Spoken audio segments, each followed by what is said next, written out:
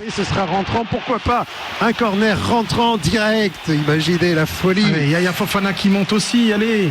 Le temps additionnel est passé maintenant, c'est la toute dernière. Et Fofana, effectivement, là, mais je l'aurais fait pareil, je serais monté aussi. Reprendre ce ballon. Allez, Amad Diallo, c'est parti. C'est ça, non, c'est repoussé. Guéladoué qui conserve ce ballon, il ne sait pas trop quoi en faire. Il faut le remettre vite derrière.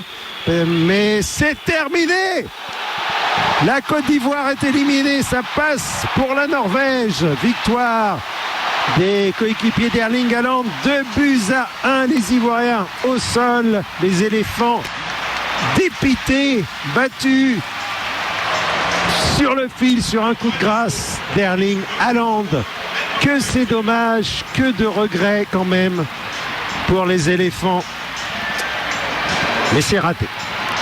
La déception pour les éléphants de Côte d'Ivoire qui étaient revenus dans cette seconde période, mais Erling Haaland à la 86e minute est venu plomber leurs espoirs de 8e de finale face au Brésil. C'est la Norvège qui défiera la Seleção dimanche soir. Franck Simon, il a manqué pas grand-chose. Clairement, cette équipe, de la justesse technique. Elle n'a pas été décisive, elle n'a pas été dans la zone de vérité. Dans la zone de vérité, de la justesse, il en a manqué parce que des opportunités, il y en a quand même eu. Et après, défensivement, il y a quand même un oubli terrible sur le deuxième but, quoi. Une défense axiale qui se précipite et qui oublie totalement Erling Braut Haaland. Il manque tout simplement de l'expérience de ces matchs-là. C'est une jeune génération. Il y a 3-4 cadres, mais pour le reste, ce sont des jeunes joueurs. Je suis infiniment triste pour eux. Je sais qu'en Côte d'Ivoire, à Abidjan, les gens craignaient beaucoup à Haaland, mais voilà, on a vu qu'il y avait d'autres joueurs de talent. Et le pire dans cette histoire, Babacar, j'ai le sentiment qu'ils n'ont même pas forcé les Norvégiens. Vous voyez ce que je veux dire? Oui, ils n'ont sûr. pas eu à forcer leur talent. Ils ont joué avec beaucoup de calme, ils ont joué patiemment, et ils ont été chercher quand ils ont voulu marquer, et ils ont marqué. La Côte d'Ivoire a dû se dépenser énormément. Il a fallu reconstruire un petit peu son système, changer les joueurs avant de l'arracher dans le dernier quart d'heure, l'égalisation. Mais les Norvégiens, moi, ils m'ont impressionné par leur calme, et puis voilà, cette force intérieure qu'ils avaient, et qui ne les a pas quittés du match. Je ne sais pas ce que vous en pensez, vous avez évidemment vécu la Coupe d'Afrique en début d'année du côté du Maroc. Il y a eu l'élimination en quart de finale face à l'Égypte. Oui. Dans une rencontre qui ressemble presque à celle-là où on n'avait pas l'impression qu'ils s'étaient fait marcher dessus. Sauf que je pense que l'Égypte avait plus de muscles, si vous voyez ce que je veux dire, d'une certaine façon. Mais encore une fois, voilà, une équipe... je trouve que c'est les défauts de la cuirasse, c'est cette jeunesse. Ils sont expérimentés, ils ont voulu jouer, peut-être trop joueurs, et en même temps, ils ne sont pas, pardonnez-moi le mot, mais ils sont pas tueurs dans la surface. Ils ont vraiment, vraiment essayé et tout donné, mais il y aura des regrets. Vous l'avez dit, et je crois qu'Eric l'a dit aussi, il y aura forcément des regrets à l'issue de cette élimination. On était heureux de les voir en 16e. On se disait que c'était pas impossible, mais non. Voilà, pour l'instant, il n'y a que le Maroc comme qualifié déjà africain en 8e de finale. Les éléphants, malheureusement, c'est terminé. On se souvient que cette équipe ivoirienne n'est pas passée loin de battre l'Allemagne, en tout cas de les secouer, ce qui aurait peut-être pu leur permettre... Ils sont pas passés loin de faire quelque chose contre la Norvège. Mais ils auraient été premiers de poule et peut-être affronter le Paraguay. Le Paraguay, c'était une autre histoire. C'est clairement, on ne le saura jamais. On sait ce qui s'est passé derrière. Vous avez raison de poser aussi ce scénario qui n'a pas abouti. Ils ont tout essayé.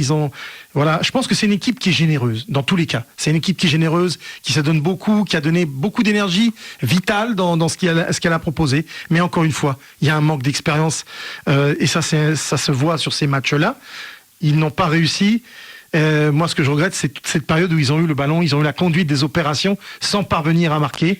Et là où les Norvégiens ont inscrit un très beau premier but. Et après, il y a eu cette course-poursuite d'aller essayer de chercher l'égalisation. Ils ont perdu beaucoup d'énergie à la trouver. Et une fois qu'ils l'ont eu, c'est un petit peu retombé. Et c'est là où les Norvégiens les ont de nouveau piqués.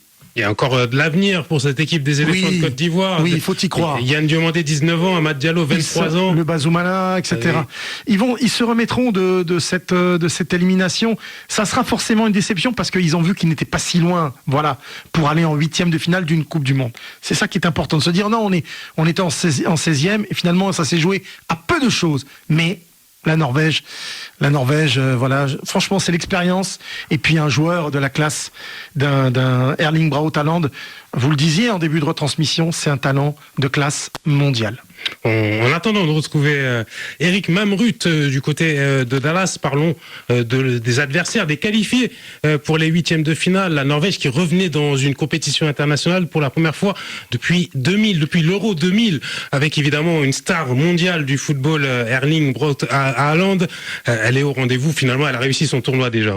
Ouais, il est là comme beaucoup des grands attaquants et ça fait plaisir parce que c'est une Coupe du Monde qui arrive comme souvent pour les grands tournois en fin de saison, pour ceux qui évoluent en Europe. Et on se dit, est-ce qu'ils seront pas trop fatigués, etc. Il s'est battu avec son club pour essayer de chercher quelque chose. Il a perdu le titre national quand même. Et derrière ça, il arrive à ses frais finalement avec cette équipe de Norvège qui, l'air de rien, a avancé un petit peu masqué. Finalement, on peut dire que le coach Solbakken, il avait raison de faire reposer ses joueurs. Moi, j'avais un petit doute, mais il les a fait reposer massivement contre la France, et il y avait cette fraîcheur qui a peut-être aussi un petit peu manqué aux éléphants. C'est vrai. Peut-être que ce fameux troisième match, il le paye ce soir, ces éléphants de Côte d'Ivoire. On va retrouver du côté de Dallas Erik Mamrut. Erik, évidemment, j'imagine que vous assistez à des scènes de déception avec ces joueurs au maillot orange. Effectivement, on les voit quitter la pelouse dépité. Souvent le maillot sur le visage, des larmes évidemment pour ces éléphants, alors que côté norvégien, bien, on est venu fêter devant les copes de supporters. Ça rame devant les supporters. Ça chante, ça fête. Ok. Surtout. Voilà, et c'est vrai que la Norvège qui retrouvait la Coupe du Monde 28 ans après, et qui retrouve les huitièmes de finale, donc comme lors de la Coupe du Monde 98 en France, avec un huitième de finale à venir contre le Brésil. Erling Haaland, il a le sourire jusqu'aux oreilles. Il est plein de bourre, hein. Il est en pleine forme, il est décisif, il est impactant. Franchement, c'est l'un des grands hommes de ce tournoi. Hein. Deuxième meilleur buteur pour le moment. C'est l'un des grands hommes de ce tournoi. Ça fait plaisir. On craignait de le voir jouer des coudes et jouer d'abord de son physique, mais il a surtout montré qu'il est extrêmement patient, intelligent, et il a changé la donne, hein, pour cette formation norvégienne qui avance avec elle aussi des ambitions. Quand on voit comment le Brésil a été secoué par le Japon, vous savez, c'est pas impossible que ces mêmes Norvégiens viennent également perturber, embêter, voire plus, une équipe brésilienne qui certes s'est qualifiée, mais qui, moi, ne m'a pas non plus impressionné, hein. Et donc, méfiance, mais ça va être un sacré duel entre les joueurs cadres brésiliens, la défense, et Marquinhos qui va retrouver Haaland. Ça va être super. Ça va être un des chocs. Oui, Eric, le tambour est arrivé sur la pelouse. Voilà, on va assister au, comment on dit, le rôle, le rue.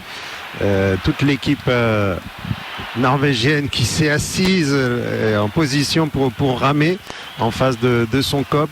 Tout le monde on demande le silence dans le stade. Ils vont ramer ensemble. Ils vont ramer, ils vont chanter Pourtant, ils n'ont pas ramé sur le terrain. Hein. Non, mais ils ont plutôt fait un bon match. Ils ont bien fait avancer le Drakkar. Hein. Ils ont accepté de subir, mais bon, en face, la Côte d'Ivoire n'a pas réussi à se montrer suffisamment tranchante, à faire sauter le verrou. Ils sont encore là, les Ivoiriens, et ils n'ont pas envie de quitter cette Coupe du Monde. Ils n'ont pas envie de vous voir, de répondre à vos questions. Oh, je pense pas qu'ils pensent à ça, franchement. Et ça y est, c'est parti, le rue là. Effectivement, il y a un tambour, j'avais pas fait gaffe, il y a le tambour aussi pour donner le rythme. Ça, c'est organisé. C'est Odegaard, oui. Odegaard qui frappe le capitaine. C'est magnifique. Franchement, c'est des belles scènes. C'est aussi ça la Coupe du Monde. Ce sont des belles scènes, je trouve. C'est pas des choses auxquelles on est nécessairement habitué.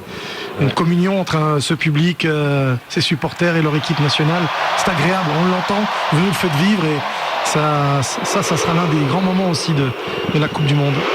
Ouais. Alors c'est un, comment dire ça, je sais pas si c'est un cérémonial ou une nouvelle habitude qui n'est pas forcément appréciée par tous les pays nordiques. y en a certains qui voient ça, oui, l'époque des Vikings, ça fait un peu néo-nazi, enfin bon, des approximations un petit peu tirées par les cheveux. Ouais. D'autres pays nordiques disent, bah C'est oui, symbolique, de copier c'est une les symbolique. Islandais. C'est symbolique, ils ont trouvé ça. En tout cas, bon, nous on prend. Ouais, c'est sympa. Nous, on prend la fête, Mais oui. c'est de la joie, c'est de la communion, c'est des belles images, voilà, on a des ça supporters. ça rapproche les supporters de leur équipe nationale. C'est quelque chose qu'ils partagent, donc nécessairement c'est beau. Et puis franchement, c'est des images fortes. On l'entend, nous on l'entend à travers le reportage radio, mais quand on voit les images, c'est encore plus beau. Et c'est vrai que c'est original. Et ça plaît aux enfants. Vous avez vu